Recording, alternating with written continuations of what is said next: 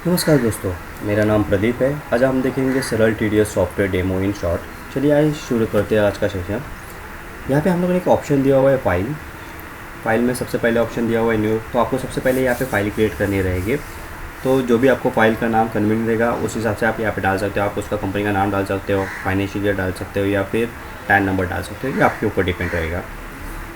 यहाँ पे दो ऑप्शन दिए हुए उसके नीचे में ईटीडीएस पर्पज़ ओनली, यानी कि जो भी अगर आपको टैक्स कॉम्पिटिशन नहीं करना है, सिर्फ जैसे नॉर्मल हम लोग फोर्थ क्वार्टर में जैसे सैलरी डिटेल डालते हैं उस हिसाब से अगर आपको रिटर्न फाइलिंग करना है तो ये ऑप्शन आपको सिलेक्ट करना रहेगा।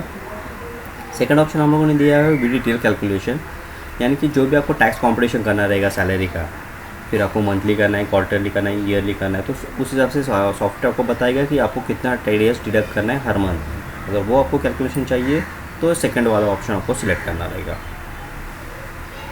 फिर नेक्स्ट ऑप्शन आता है ओपन में जितनी भी आपने फाइल क्रिएट की है या फिर सेव किए उसके सारे डिटेल्स आपको यहाँ पे मिल जाएंगे। तो जो भी आपको फाइल सेव ओपन करनी रहेगी आप यहाँ पे सिलेक्ट करके ओपन कर सकते हो।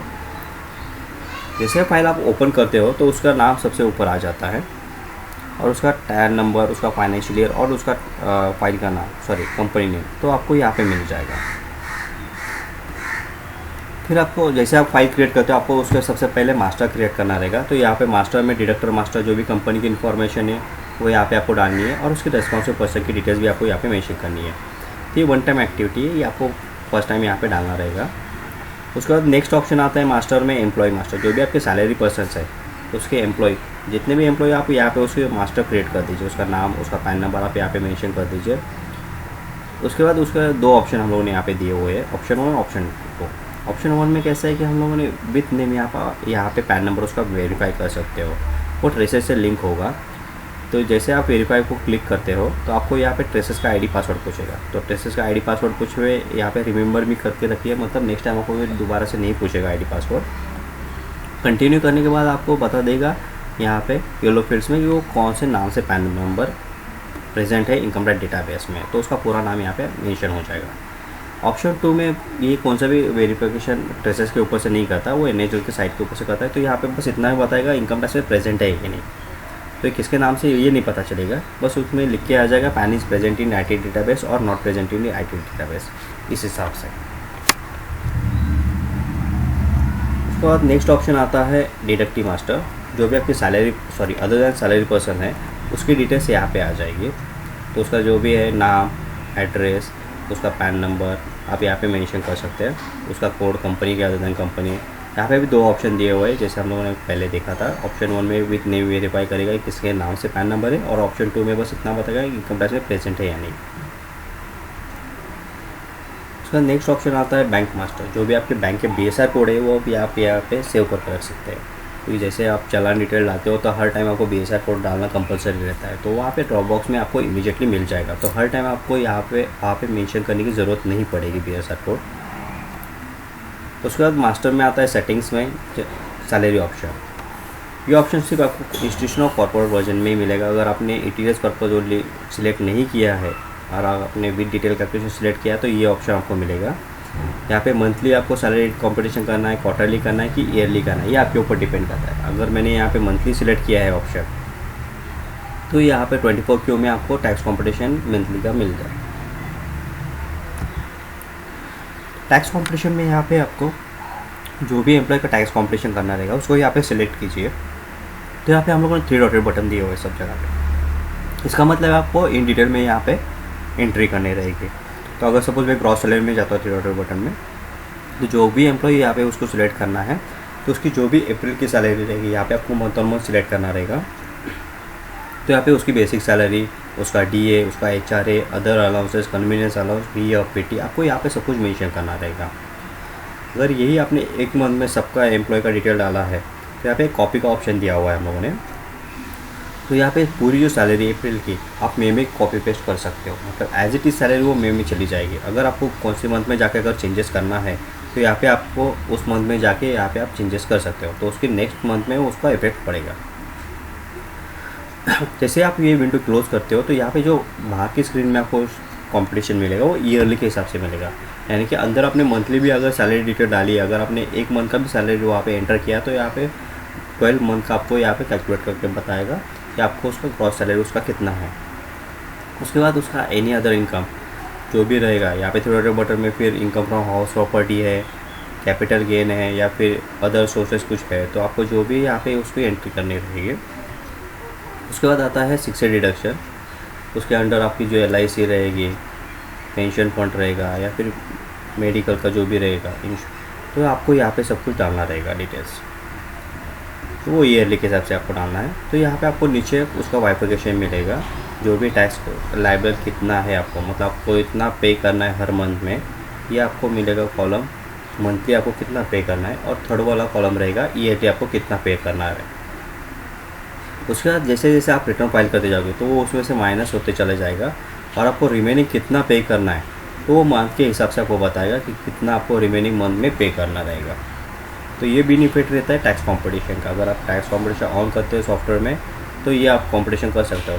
तो ये क्या रहता है कि ये जो फिगर है ये मंथली आपको डिडक्ट करना है, यानी कि आप कांस्टेंट रेट रहता है हर मंथ में इतना आपको डिडक्ट करना है। अगर आप उससे कम भी करते हो तो कोई प्रॉब्लम नहीं है, बाद में वो आपको सैलरी में और बढ़ा के यहाँ पे बता देगा।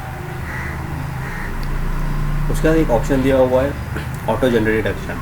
अगर आपने कॉम्पिटिशन मंथली किया है तो जितने भी आपने मंथ में वहाँ पे एंट्री किए होंगे, सपोज अप्रैल के, तो जितने भी आपने सैलरी डिटेल एक मंथली वहाँ पे डाली है उसकी डिटेल्स यहाँ पे आ जाएगी। तो आप सिलेक्ट आउट करके उसको उस मंथ एंड का डेट डाल के अपडेट कर सकते हो, तो उसका जो भी कॉम्पिटिशन डिडक्शन की डिटेल्स है वो पर्टिकुलर उस क्वार्टर में चली जाएगी। ये आप देखते हैं अभी उसका रिटर्न फाइलिंग कैसे करता है। 24 आपका सैलरी क्या आएगा, 26, 27 Q, 27 Q। तो यहाँ पे 24 Q यहाँ पे स्टेप वाइज दिया हुआ है हम लोगों का ऑप्शन। क्वार्टर 1 में सबसे पहले आता है डिडक्शन डिटेल्स, फिर चला, फिर डेटा क्वालिटी, फिर ई रिटर्न। डिडक्शन डिटेल्स में जो भी एम्प्लॉय रहेगा उसको आपको यहाँ पे सिलेक्ट करना रहेगा, उसको अमाउंट ऑफ पेमेंट आपने कितना अमाउंट दिया है, उसमें से किस दिन को दिया है, और उसका कितना इनकम टैक्स आपने कट किया है। तो ये 3 चीज़ें यहाँ पे डाल के आपको सेव करना रहेगा। अगर इन केस उसका कुछ रिमार्क है, नो डिडक्शन, हायर डिडक्शन या फिर पैन नॉट अवेलेबल, तो यहाँ पे हम लोगों ने ऑप्शन दिए हुए हैं। अगर एप्लीकेबल है तो ही आपको डालना है, नहीं तो उसकी ज़रूरत नहीं है। तो जितने भी आप यहाँ पे सेव कर जाएंगे उसकी डिटेल्स यहाँ पे नीचे चले आते हैं।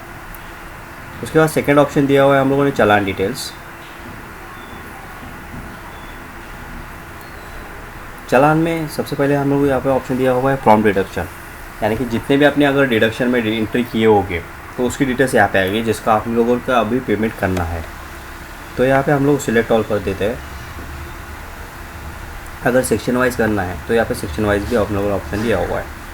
तो हम लोगों को कितना इनकम टैक्स पे करना है, उसका कितना सेल्स पे करना है, इनका इंटरेस्ट है तो वो भी यहाँ पे बता देगा, और उसका लेट पेमेंट इंटरेस्ट और टोटल अमाउंट कितना हमको अभी पे करना है, तो वो पूरा आपको यहाँ पे अमाउंट कैलकुलेट करके देगा कि आपको इंटरेस्ट भी कितना पे करना है।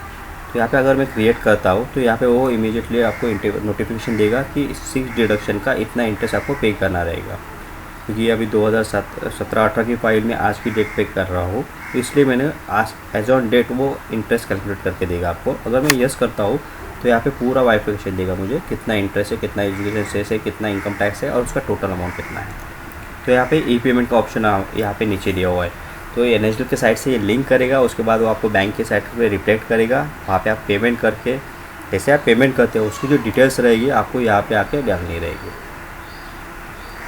तो उसका बैंक पेमेंट टाइप कैसा है, उसके बाद उसका BSR कोड, डेट और उसका बैंक चालान नंबर, तो जो भी आप यहाँ पे एंटर करना है। अगर ऑलरेडी आपने पेमेंट किया है तो उसकी डिटेल्स आपको यहाँ पे डालनी रहेगी। और यहाँ पे लिंक डायरेक्टली करके ऑप्शन दिया हुआ है।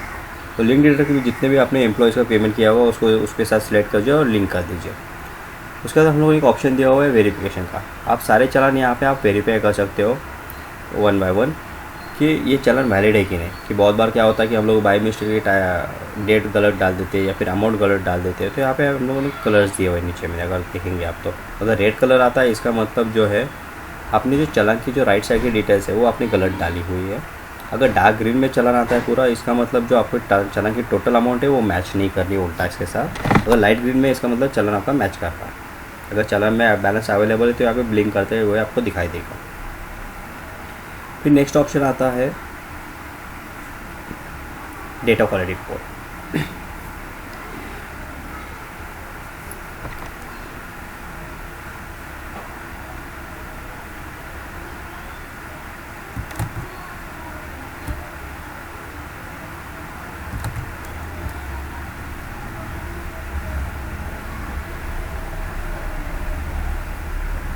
इस हिसाब से आपको डेटा क्वालिटी रिपोर्ट मिलेगा। तो उसमें से आपको पूरा रिपोर्ट देगा।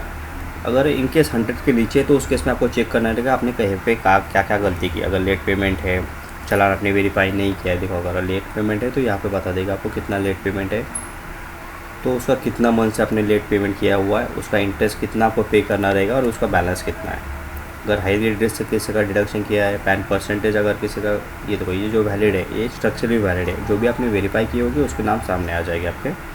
चालान डिटेल्स आपने वेरीफाई किए नहीं किए, नॉट वेरीफाई, तो यहाँ पे आपको बता देगा नॉट वेरीफाई नहीं किए हुए। उसका लेट डिडक्शन रहेगा या फिर अनलिंक डिडक्शन रहेगा, यानी इतनी पार्टीज हम लोगों ने चालान के साथ लिंक नहीं की है, तो आपको कौन से भी चालान के साथ इसको लिंक करना रहेगा जिससे वो रिटर्न में चले जाए, नहीं तो ये रिटर्न में नहीं जाएगा। इसका मतलब ये जो आपका समराइज डिटेल है ये 100% सब कुछ आना चाहिए। उसके बाद आता है ई रिटर्न का ऑप्शन। ई रिटर्न में क्या आपको चालान, सबसे पहले आपको पॉपअप देगा चालान CSV फाइल डाउनलोड करने के लिए। अगर आप येस करते हो तो NHDL के साइट के ऊपर से वो यहाँ पे CSV फाइल डाउनलोड कर देगा। अगर ऑलरेडी यहाँ पे पाथ है तो आप यहाँ पे कट करके दोबारा से उसको डाउनलोड भी कर सकते हो।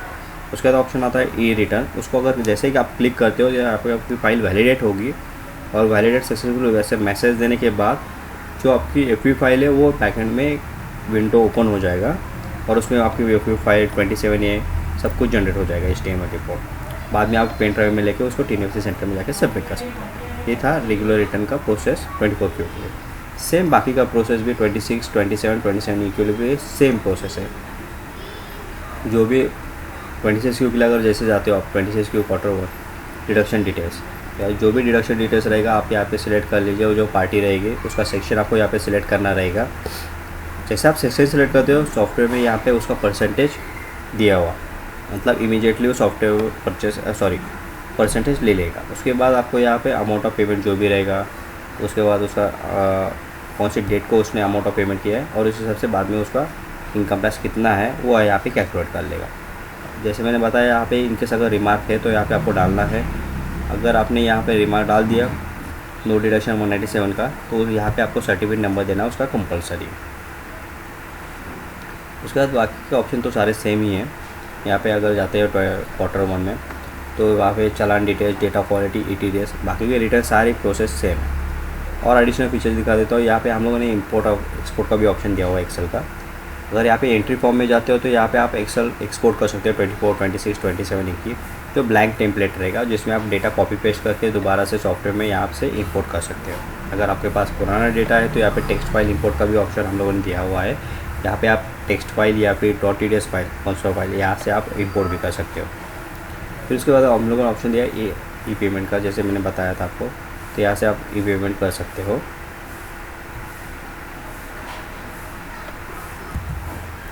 फिर यहाँ पे ट्रेसेस का एक ऑप्शन दिया हुआ है। ट्रेसेस में यहाँ पे NHDL कंसोल फाइल, यानी कि आपको कौन सी कंसोल फाइल के लिए अगर रिक्वेस्ट देनी तो यहाँ पे आप दे सकते हैं। कंसोल फाइल को यहाँ पे सिलेक्ट कर लीजिए, फिर उसका form number, quarter, PRN number यहाँ पे ऑटोमेटिक आ जाएगा। यहाँ पे ऊपर एक्नॉलेजमेंट नंबर का एक ऑप्शन दिया हुआ है, यहाँ पे आपको सेव करना रहेगा। सेव करने के बाद यहाँ पे PRN नंबर आ जाएगा। ID पासवर्ड ऑलरेडी आपने डाला है तो यहाँ पे आप रिक्वेस्ट कर सकते हो। तो साइट के ऊपर जाके वो जो KYC रहती है लॉगिन करने के बाद, वो इमीडिएटली सॉफ्टवेयर ऑटोफिल कर देगा और वहाँ पे आपको रिक्वेस्ट नंबर दे देगा। सेम 1-2-3 घंटे के बाद सेम ऑप्शन आप दोबारा से सिलेक्ट कीजिए और यहाँ पे डाउनलोड का ऑप्शन दिया हुआ है, तो कंसोल फाइल जो है डाउनलोड हो जाएगी। ये कंसोल फाइल के लिए हो गया। बल्क फॉर्म 16A के लिए भी सेम प्रोसेस है। जस्टिफिकेशन रिपोर्ट, यानी कि जो भी अगर कुछ प्रॉब्लम आता है सॉफ्टवेयर में, रिटर्न फाइलिंग के बाद, तो उससे पहले सबसे पहले आपको चेक करना रहेगा जस्टिफिकेशन रिपोर्ट कि उसमें क्या क्या गलत आपने किया हुआ है, तो वो जस्टिफिकेशन रिपोर्ट में समझ में आएगा। डिफ़ॉल्ट समरी, जो भी क्वार्टर में आपने रिटर्न फाइल किए है उसमें कुछ डिफ़ॉल्ट आया कि नहीं, वो आपको अमाउंट वहाँ पे बता देगा। यहाँ पे बल्क पैन वेरिफिकेशन का एक ऑप्शन दिया हुआ है, यानी कि जो भी मास्टर में आपने पैन नंबर डाले होंगे वो बल्क में पैन वेरीफाई होगा विथ नेम। एक अच्छा ऑप्शन यहाँ पे दिया हुआ है, जिससे कि आप पूरा मास्टर आपका क्लियर कर सकते हैं। उसका चालान स्टेटस बुक हुआ कि नहीं वो भी आप चेक कर सकते हैं। यहाँ पे एक ऑप्शन दिया हुआ है 197 सर्टिफिकेट का वैलिडेशन का। बहुत बार हम लोग सर्टिफिकेट नंबर डालते हैं लेकिन बाद में डिमांड आ जाती है कि तभी भी प्रॉब्लम आ जाता है 197 में, इसलिए कि उसको तो वैलिड नहीं होगा वो, या फिर उसका क्रेडिट ख़त्म हुआ होगा, या फिर अदर सेक्शन के लिए होगा। तो इसलिए यहाँ पे हम लोगों ने ऑप्शन दिया हुआ है बल्क 197 सर्टिफिकेट वैलिडेशन। तो यहाँ पे वेरीफाई कर लीजिए सारे certificate number before your filing your return.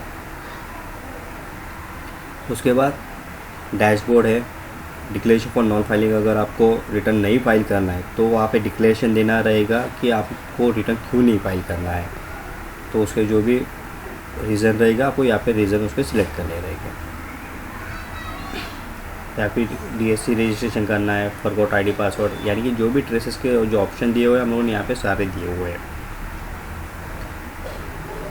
उसके बाद उसका रिटर्न स्टेटस आपको अगर चेक करना है किसी क्वार्टर का, किसी फॉर्म का, तो यहाँ पे आप चेक कर सकते हो। जो भी फॉर्म है उसको सिलेक्ट कीजिए, जो क्वार्टर रहेगा उसको सिलेक्ट कीजिए। यहाँ पे पेरेंट नंबर ऑटोमेटिक आ जाएगा। गेट QoS डेटा करने के बाद उसकी कितने आपको रिटर्न एक्सेप्ट हुए, रिजेक्ट हुए, उसके समरी यहाँ पे मिल जाएगी। अगर आपको करेक्शन करना है तो यहाँ पे हम लोगों ने करेक्शन का भी ऑप्शन दिया हुआ है। तो यहाँ पे जो भी कंसोल फाइल आपने डाउनलोड की, यहाँ पे आपको 3 बटन में जाके उसको सिलेक्ट करना रहेगा और फिर यहाँ पे प्रोसेस कंटिन्यू करने के बाद वो आपको जो भी करेक्शन करना रहेगा वो आप उसमें कर सकते हो पर्टिकुलर पर। फिर उसको में कुछ एडिशनल करना है या फिर कुछ पार्टीज नलीफाई करनी है तो वो चीज़ आपको उसमें कर सकते हो। तो यहाँ पे फॉर्म 60 का भी ऑप्शन दिया हुआ है। प्रोसेस सेम ही है दोनों के लिए। फॉर्म 60 में अगर जैसे क्लिक करते हो आप तो यहाँ पे जो भी आपने ट्रेसेस के ऊपर रिक्वेस्ट की होगी फॉर्म 16 के लिए, तो यहाँ पे 3 बटन में उसको सिलेक्ट करना है वो जिप फाइल को, तो उसकी सारी डिटेल्स यहाँ पे आ जाएगी। यहाँ पे सिलेक्ट ऑल करके यहाँ पे ट्रेसेस का PDF कन्वर्टर हम लोगों ने दिया हुआ है, जो कन्वर्ट करके आपको एक फोल्डर में दे देगा जो बाद में आपको एम्प्लॉयज़ को इश्यू करना है। सेम 16 के लिए भी सेम प्रोसेस है। तो इस हिसाब से यहाँ पे भी हम लोगों ने वो ऑप्शन दिया हुआ है। ये था हमारा शॉर्ट में TDS डेमो। अगर इसमें अगर आपको कुछ लगता है, कुछ डाउट्स है, तो आप हमारे यहाँ पे कॉल भी कर सकते हैं। यहाँ पे स्क्रीन पे हमारे नंबर दिए गए हैं, यहाँ पे मेरा नंबर दिया हुआ है जिसके ऊपर आप कॉल कर सकते हो, व्हाट्सअप कर सकते हो या फिर मुझे मेल कर सकते हैं। या फिर हमारे अगर अदर प्रोडक्ट कुछ देखना है आपको, इनकम टैक्स, GST, तो आप मुझे कॉल कर सकते हो। Thank you.